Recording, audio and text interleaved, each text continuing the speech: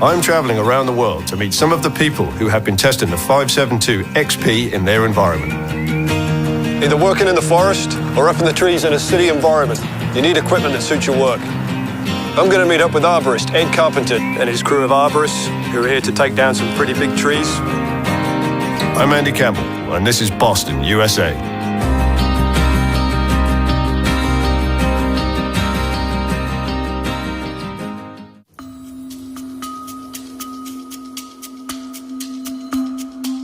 My dad and his brothers had a logging business together for about 13 years. And at a very young age, my mom used to drive me out to the header and watch Dad, pull the trees out of the woods, and they'd be cutting them up. And I knew from a young age that I wanted to do this as a living. And this is my 22nd year as a professional arborist. For me nowadays, it's like freedom. Every day is different, every day is challenging. Every day is just so fulfilling. Our entire team is very passionate about what we do. We literally travel all over the U.S. to try to keep people safe so that they can make it home to their significant others and their little ones at night.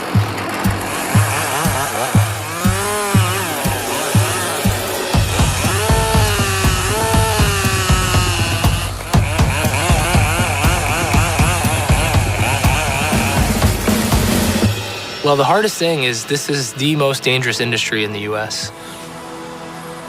In my short career of doing this for 22 years, I've lost 2 friends. And so for me, that's what gets me out of bed every morning is to make sure that the people that we interact with and the clients that we work with, they have a safe environment that they can coincide with the urban forest.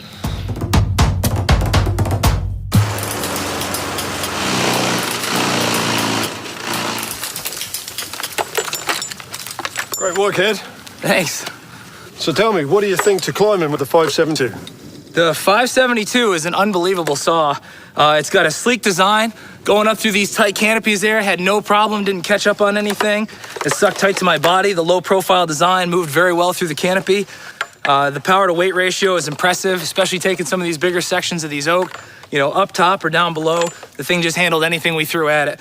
Looks like some pretty sizable tough oak you got there. Yeah, northern red oak, it's a pretty hard species. These are probably 60 to 80 years old, and the client basically is just growing in on the home a little bit too much. They're starting to get some mold and stuff up on the roof, starting to have some moisture issues on the house, and they really just want to push it back a little bit and kind of open up the space, get some more airflow, get some more sunlight in here.